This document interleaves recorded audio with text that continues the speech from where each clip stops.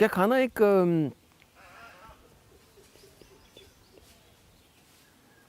पता है, एक चेहरा है? Does it tell you something about the person who made it you? बिल्कुल बिल्कुल। आई थिंक आप ना चाहते हुए भी अपने आप को छोड़ देते हैं ना अपने खाने में। आप ना चाहते हुए अपने आप को छोड़ देते हैं। और बहुत बहुत ही सिंपल मैं आपको एक एग्जांपल देता हूँ। जब मेरे पास बहुत शेफ़्स आते हैं कि हमें आपके साथ काम करना है, ट्रायल्स में, रेस्टोरेंट्स में काम करना है, तो मैं उनसे 2 चीज़ बनवाता हूँ। मैं बोलता हूँ भाई एक दाल तड़का बना दो, एक आलू जीरा बना दो। और अगले सोच के आते हैं, तैयारी करके आते हैं कि आज हम ये मिशलिन डिश बनाएंगे, वो बनाएंगे, वो बनाएंगे। मैं बोलता हूँ सिर्फ दाल तड़का और आलू जीरा। और उसमें पता लग जाता है कि आप कितने पानी में हैं, क्योंकि जब आपको कम इंग्रेडिएंट्स डालने पड़ते हैं ना, तब आपका जो प्रेजेंस है और आपका रिलेशनशिप बाहर निकल के आता है। जब आपको ज़्यादा इंग्रेडिएंट्स डालने हो तो फिर आप कंफ्यूज कर लेते हैं, खुद को भी, पैलेट को भी।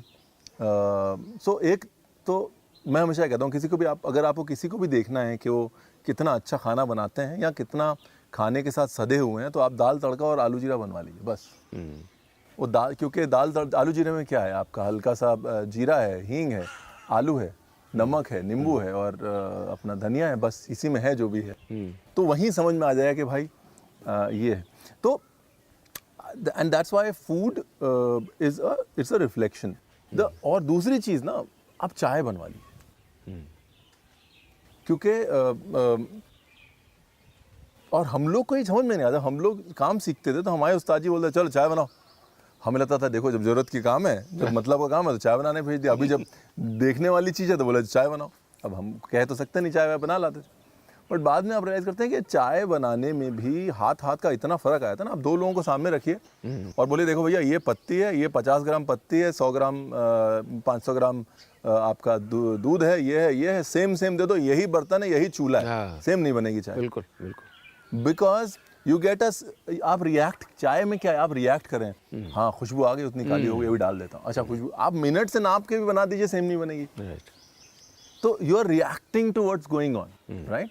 और तो जो चाय है वो एक अच्छा रिफ्लेक्शन है कि आप कितना अच्छा रिएक्ट कर लेते हैं उस मोमेंट में, और अपने अराउंड जो आपकी सेंसेस कितनी प्रेजेंट हैं आपके एक्शंस के साथ।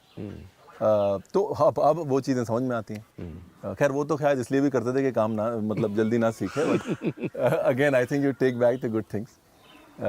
जैसे हम जिनसे मैंने काम सीखा, मुनीर उस्ताद, तो वो सारे मसाले मुझसे अलग अलग कुटवाते थे। अच्छा। तो बोले बेटा ये दालचीनी कूट दो, ये कूट दो, ये कूट दो, ये कूट दो, ये कूट दो।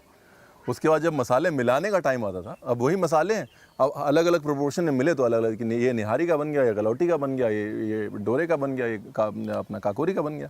तब हमको बोलते बड़ा एक काम करो, जा कोयला तहखाने से ऊपर छत पर रख दो सुखाने के लिए।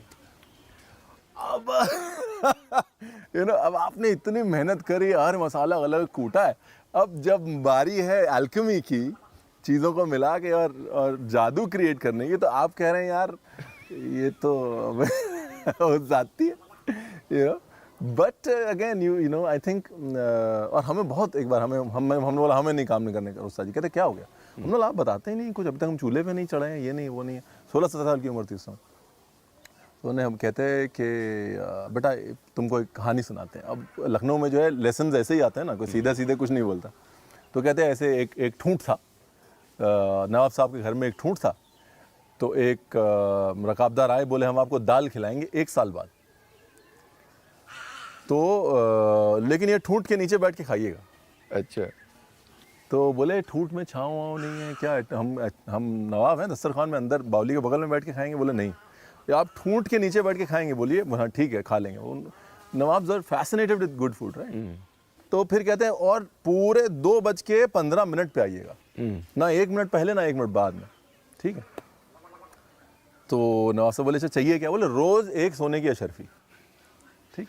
तो उनको सोने की अशरफी रोज़ जाती थी, और उन्होंने ये नहीं बताया मैं क्या बनाने वाला, ये थोड़ा ट्रिकी पार्ट। 1 साल बाद वो ठूंठ के किनारे आए वो बावर्ची, और उन्होंने एक दाल का कटोरा रख दिया। अब पहले तो नवाब साहब लेट हो गए, तो नवाब साहब जैसे आके बैठे तो बावर्ची को गुस्सा आया हुआ था दिमाग में। बोले आप ये नहीं खा सकते। बोले काहे नहीं खा सकते? बोले ये कपड़ा पड़ा था उसके ऊपर। बोले क्योंकि आप समय से नहीं आए। बोले हम अगर आपको हमारे हुनर की कदर करनी है तो हमारे हिसाब से चलना पड़ेगा। ना तुम आ गए।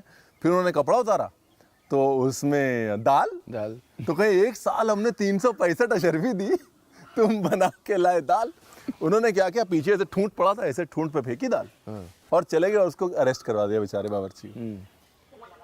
तो कहते हैं 6-8 महीने बाद जो one of the courtiers went to the nawab, वो कहते हैं नवाब साहब चलिए बाहर चलिए। बोले क्या हो गया? कहते हैं वो ठूंठ के पास चलिए। तो वो ठूंठ जो है वो 3 पुश्तों से ठूंठ था। तो वो ठूंठ में अंकुर आ गए। तो अब नवाब साहब बड़े कंफ्यूज, बोले ऐसे कैसे आ गए? बोले उसको बुलाओ, बावर्ची को बुलाओ, बेचारे को अरेस्ट किया हुआ था, उसको बुलाया। तो बोले उसमें कैसे अंकुर कैसे आ गए? तो बोले जब आपने 365 अशर्फियाँ दी थी, हमने गला के उस दाल में डाली थी। सो उसमें इतनी जान थी, इतनी ताकत थी दाल में कि वो आपके अंदर भी जान डाल सकता था और उस ठूंठ में भी जान डाल दी। तो सिर्फ जो है, एंड देन मुनीर उस्ताद मेरे पास वापस लेके आए, बोले देखो बेटा ये याद रखना। ठीक है, समझ गया ना? मैंने कहा नहीं, हम नहीं समझे। बोले बेटा ये याद रखो, खाना हमेशा देता है। अब अगर तुम समय से पहले और समय के बाद आओगे तो फिर ऐसा ही है, किसी ठूंठ के ऊपर गिर जाएगी। कहते जब टाइम आएगा ना, खाना दे देगा। और ऐसे करके तो वही चीज़ है कि ये जो see again you can't measure it, right? ये सब चीज़ें आप मेजर कैसे करोगे? अच्छा मेरा टाइम आएगा, मतलब you can't measure it as career, सिंग अच्छा मैं सूशेफ बनूंगा, फिर एग्जीक्यूटिव शेफ बनूंगा, फिर मैं ये बनूंगा। वो तो फिर जॉब है। खाने के साथ आपका रिश्ता जब बढ़ रहा है, वो तो एक अलग ही कहानी चल रही है ना, एक स्पिरिचुअल रिलेशनशिप। तो that sort of is how you see food, see a person. तो मैं थोड़ा घुमा के ले गया, बट वो answer to that question is तड़के वाली दाल और हींग जीरे वाले आलू। तो जब कोई नाराज होता है तो अच्छा नहीं बनता है खाना? हाँ, नहीं, देखिए नाराजगी में भी अच्छा बनता है। अच्छा, मैं हमेशा ये कहता हूँ कि ऐसा नहीं है कि संगीत is the perfect closest example. वैराग्य भी राग है, उसमें भी खूबी है, उसमें भी ब्यूटी है। दुख में भी, out of everybody I am the biggest fan कह लीजिए या जो मर्जी कह लीजिए ऑफ मतलब forgetting his name now, but जिन्होंने वो एक कुड़ी दा नाम मोहब्बत लिखी है, बिराद सुल्तान, उन्होंने तो दुख को सेलिब्रेट किया है ना।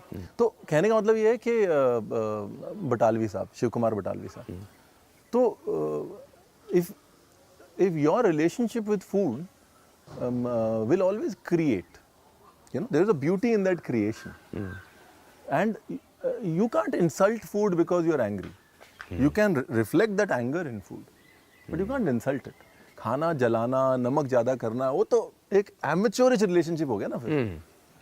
गुस्सा और दुख भी डाला जा सकता है खाने में, एक बड़े खूबसूरत तरीके से भी डाला जा सकता है। अगर आपने इंसल्ट कर दी तो इतने सालों की मेहनत आपने ऐसे ही आपने you just give it away. तो आई बिलीव कि गुस्सा डालने के भी तरीके हैं। गुस्सा डालने के तरीके हैं जैसे आप आज थोड़ी मोटी मिर्ची डालिए, ताकि एक बार मिर्ची आए तो आदमी का सेंसेशन जो है वो हो। या फिर अगर आप दुखी हैं तो हो सकता है कि आप जो ग्रेवी बना रहे हो आज पतली बने, वो बहे, वो चावल के साथ बहे, उसमें आपको इकट्ठा करने में मेहनत करनी पड़े, तो हो सकता है आपका खाना बहने लग जाए आपके दुख में। वो अलग किस्म के reflections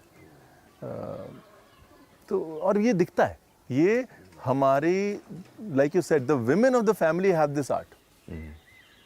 they love you so much that they will never let your food burn, but they will show you that they're angry today. और वो छोटे छोटे जो वो घरों में जो होते थे ना कि अरे आज तुम्हारी मम्मी नाराज़ है, बोले क्यों? बोले नहीं, एक चपाती कम आई है ना, या फिर कि आज तुम्हारी मम्मी को मनाना है, बोले क्यों? बोले नहीं बोले नहीं, आप बच्चों में हमारे एक दोस्त हैं, वो बोलते थे जब मेरी मम्मी के पापा जो है उनका काम था आम काटने का, तो अब I am sorry darling I love you तो होता नहीं था हमारे मम्मी पापा के ज़माने में। तो कहते जब मम्मी की प्लेट में एक फाड़ी आम ज़्यादा होता था ना, उसका मतलब होता था आई एम सॉरी, तो वही है कि मोहब्बत से भी गुस्सा, दुख, ये सब दिखाया जा सकता है, एक खूबसूरती से भी दिखाया जा सकता है। तो ठीक है, मजाक में हम लोग कह देते हैं कि चलो आज खाना जल गया, आज ये नाराज़ है, लेकिन वो हुनर है. The home makers have that because the foundation is such strong love ना. Yeah, That mother cooking for her son, how will she ever burn his food? correct. You know, the foundation is so strong. Right. हम वो कभी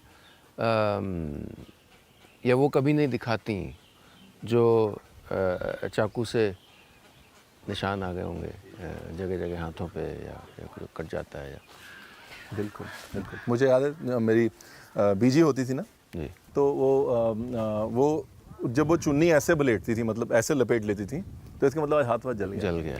क्योंकि वो poker होता था फूंक मारने वाला, तो कई बार क्या होता था, पोकर आप गलती से उल्टा पकड़ लेते हो, ये वाली साइड इधर, उधर की साइड इधर पकड़ लिया, पोकर से अक्सर इधर उधर हाथ लग जाता. तो बीजी की जब चुन्नी ऊपर होती थी, मतलब आज दाग है, बट इट्स जस्ट. हाँ वही हाथों का जलना, कहीं कटना, ये जाहिर नहीं होता, लेकिन एक अनसेड sort of